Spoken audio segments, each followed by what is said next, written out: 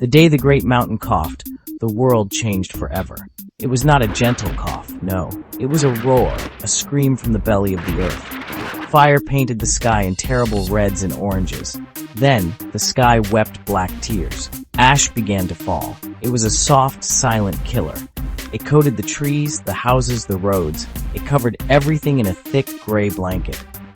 The sun, once a brilliant friend, became a distant memory, a forgotten warmth. Day turned into a permanent twilight. Then, even the twilight faded. Complete darkness took its place. The ash kept falling, relentlessly. It swirled in the air, making it hard to breathe. The world grew cold, a deep, biting cold that seeped into bones. People huddled in their homes. They listened to the silence, a silence broken only by the soft hiss of falling ash, and sometimes by a new sound, a sound they did not understand, not yet. The world became a monochrome painting, shades of gray and black. The vibrant colors of life were gone. Plants withered under the ash. Animals, confused and scared, sought shelter. Many did not find it. The air tasted of sulfur and despair. People looked out their windows. They saw only the endless fall of gray. Hope began to dwindle, like a candle flame in a strong wind. This was not just a storm. This was an ending. Or so it seemed. Fear was a constant companion now. It sat with families at their dinner tables. It whispered in their ears as they tried to sleep. The darkness was absolute. It pressed in from all sides. The familiar world was gone, replaced by something alien, something hostile.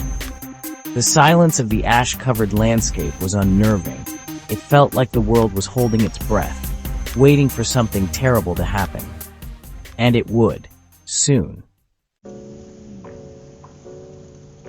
They had always been there, lurking in the deepest shadows, in forgotten places, underneath the old houses, in the sealed crypts.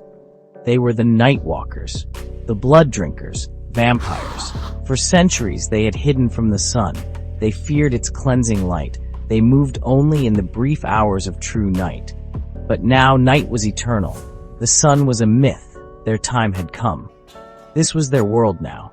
At first it was just whispers, rumors carried on the ash-choked wind, people disappearing from their homes. Strange figures seemed flitting through the darkened streets, shadows that seemed too solid, too quick, eyes that glowed with a faint, hungry red in the oppressive gloom. Doors were locked, windows were boarded, but locks meant little to them. Fear was their key. They could smell it from miles away. It drew them like moths to a dying flame. Then the whispers became screams, short, sharp screams that were quickly silenced. The vampires moved with unnatural speed and silence. They were predators in their perfect hunting ground. They took who they wanted, the young, the old, the weak, the strong. It did not matter. All blood was warm. All blood was life.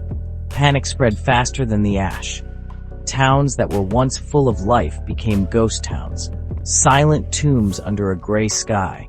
They were not monsters of legend in capes and finery. Not all of them. Some looked like your neighbor, your friend, until their eyes changed, until their teeth lengthened. They were a plague, a creeping, insidious horror that spread from house to house, from town to town. They did not need to rush. Time was on their side now. The endless darkness was their kingdom, and they were its hungry, silent kings. Humanity was becoming cattle.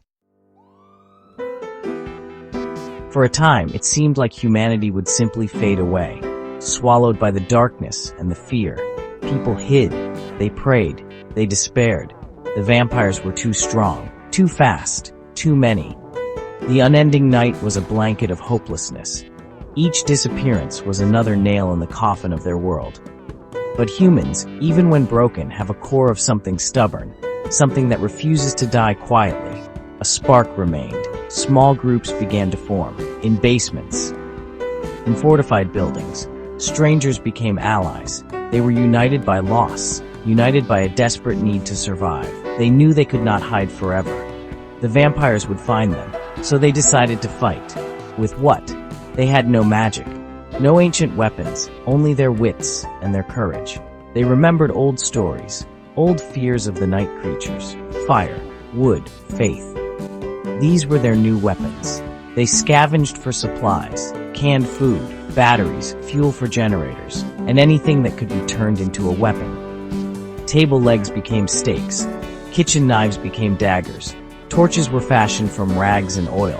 They learned that fire kept the vampires at bay. The creatures of the dark recoiled from its light, its heat. Small victories gave them courage. A vampire driven back. A patrol that returned safely. Each small win was a breath of air. They set up watchtowers. They patrolled in groups. No one walked alone. Not anymore. They learned the vampires' ways, their weaknesses. They were not gods. They could be hurt. They could be killed. It was a brutal, terrifying education. But they learned. Teamwork became essential. Trust became a lifeline. In the face of utter darkness, humanity found a flicker of its own light. A light fueled by desperation and an unyielding will to live. The war for the world was far from over. It had only just begun. The vampires were powerful. They were ancient. And they were patient. They controlled the vast, unending night. The ash still fell. The cold still bit. Every day, if one could even call it day, was a struggle for survival. Resources were scarce, and the enemy was always out there, watching, waiting for a moment of weakness, for a light to flicker and die. But humanity was no longer just prey. They were fighters. They built fortified settlements, islands of light and warmth in the sea of darkness. They used generators to power floodlights. They kept bonfires burning day and night, or what passed for day and night. They shared knowledge. They trained their young. Children grew up knowing the stories of the sun, but they lived in the reality of the Shadow War. They learned to be quiet, to be observant, to be brave. The struggle forged new heroes. Ordinary people who found extraordinary courage within themselves. Teachers became strategists. Farmers became warriors. Doctors worked tirelessly to save the wounded, using dwindling supplies. Every life saved was a victory. Every vampire destroyed was a step towards a future they desperately hoped for. They knew the odds were against them, but they fought anyway, for their families, for their memories, for the idea of a world with a sun. Hope was a fragile thing in this new dark age, yet it persisted. It was in the shared meal, in the story told around a fire, in the defiant cry of a human warrior facing the darkness. The vampires might rule the endless night, but humanity clung to its small pockets of light. They were outnumbered. They were outmatched in many ways. But they had something the vampires did not. They had each other, and they had the stubborn, unyielding belief that one day the darkness would end. The fight continued.